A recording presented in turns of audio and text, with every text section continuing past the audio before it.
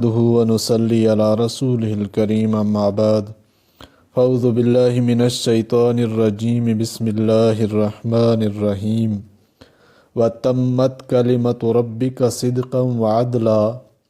لا مبدل لكلماته وهو السميع العليم۔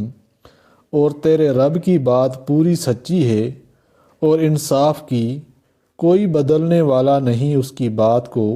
اور وہی ہے سننے والا جاننے والا۔ اس آیت میں قرآن حکیم کی اور دو امتیازی صفات کا بیان ہے جو قرآن کے کلام الہی ہونے کا کافی ثبوت ہے۔ وَتَمَّتْ كَلِمَةُ رَبِّكَ صِدْقًا، یعنی کامل ہے کلام آپ صلی اللہ علیہ وسلم کے رب کا سچائی اور انصاف اور اعتدال کے اعتبار سے، اس کے کلام کا کوئی بدلنے والا نہیں۔ لفظ تمت میں کامل ہونے کا بیان ہے، اور کلمت و ربک سے مراد قرآن ہے۔ بحر محیط عن قتادہ رضی اللہ عنہ، قرآن کے کل مضامین دو قسم کے ہیں، ایک وہ جن میں تاریخ عالم کے عبرت آموز واقعات و حالات اور نیک اعمال پر وعدہ اور برے اعمال پر سزا کی وعید بیان کی گئی ہے، دوسرے وہ جن میں انسان کی صلاح و فلاح کے لیے احکام بیان کیے گئے ہیں۔ ان دونوں قسموں کے متعلق قرآن مجید کی یہ دو صفتیں بیان فرمائی۔ صدقاً و عدلا، صدق کا تعلق پہلی قسم سے ہے، یعنی جتنے واقعات و حالات یا وعدہ وعید قرآن میں بیان کیے گئے ہیں وہ سب سچے اور صحیح ہیں، ان میں کسی غلطی کا امکان نہیں۔ اور عدل کا تعلق دوسری قسم یعنی احکام سے ہے، جس کا مطلب یہ ہے کہ اللہ جل شانہ کے تمام احکام عدل پر مبنی ہیں۔ اور لفظ عدل کا مفہوم دو معنی کو شامل ہے، ایک انصاف جس میں کسی پر ظلم اور حق تلفی نہ ہو، دوسرے اعتدال کہ نہ بالکل انسان کی نفسانی خواہشات کے تابع ہوں اور نہ ایسے جن کو انسانی جذبات اور اس کے فطری ملکات برداشت نہ کر سکیں، جس کا مطلب یہ ہوا کہ تمام احکام الہیہ انصاف اور اعتدال پر مبنی ہیں، نہ ان میں کسی پر ظلم ہے نہ ان میں ایسی شدت اور تکلیف ہے جس کو انسان برداشت نہ کر سکے، جیسے دوسری جگہ ارشاد ہے لا یکلف اللہ نفسا الا وسعها، یعنی اللہ تعالیٰ کسی شخص کو اس کی وسعت و طاقت سے زیادہ کسی عمل کی تکلیف نہیں دیتے۔ اس کے ساتھ ہی اس آیت میں لفظ تمت لا کر یہ بھی بتلا دیا کہ صرف یہی نہیں کہ قرآن کریم میں صدق و عدل کی صفات موجود ہیں، بلکہ وہ ان صفات میں ہر حیثیت سے کامل و مکمل ہے۔ اور یہ بات کہ تمام قرآنی احکام تمام اقوام دنیا کے لیے اور قیامت تک آنے والی نسلوں اور بدلنے والے حالات کے لیے انصاف پر بھی مبنی ہوں اور اعتدال پر بھی، یہ اگر ذرا بھی غور کیا جائے تو صرف احکام خداوندی ہی میں ہو سکتا ہے۔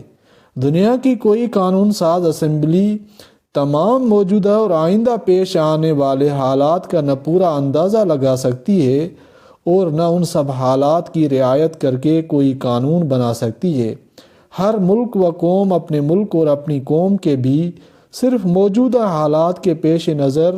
قانون بناتی ہے، اور ان قوانین میں بھی تجربہ کرنے کے بعد بہت سی چیزیں عدل و اعتدال کے خلاف محسوس ہوتی ہیں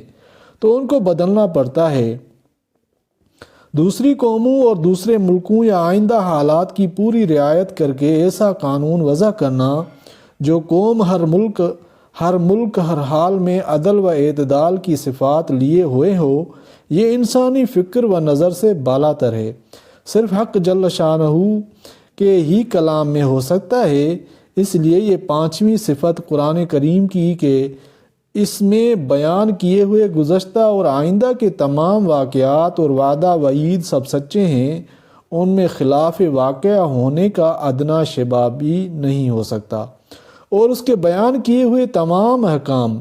پوری دنیا اور قیامت تک آنے والی نسلوں کے لیے عدل و اعتدال کے لیے ہوئے ہیں، نہ ان میں کسی پر ظلم ہے نہ اعتدال و میانہ روی سے سرے منہ تجاوز ہے۔ یہ بجائے خود قرآن کے کلام الہی ہونے کا مکمل ثبوت ہے چھٹی صفت یہ بیان فرمائی کہ لا مبدل لکلماتہ، یعنی اللہ تعالیٰ کے کلمات کا کوئی بدلنے والا نہیں۔ بدلنے کی ایک صورت تو یہ ہو سکتی ہے کہ کوئی اس میں غلطی ثابت کرے اس لیے بدلا جائے، یا یہ کہ کوئی دشمن زبردستی اس کو بدل ڈالے۔ اللہ تعالیٰ کا کلام ان سب چیزوں سے بالا تر اور پاک ہے۔ اس نے خود وعدہ فرمایا ہے کہ انا نحن نزلنا الذکر و انا لہ لحافظون، یعنی ہم نے ہی قرآن کو نازل کیا ہے اور ہم ہی اس کے محافظ ہیں۔ پھر کس کی مجال ہے کہ خدا کی حفاظت کو توڑ کر اس میں کوئی غیر تبدل کر سکے۔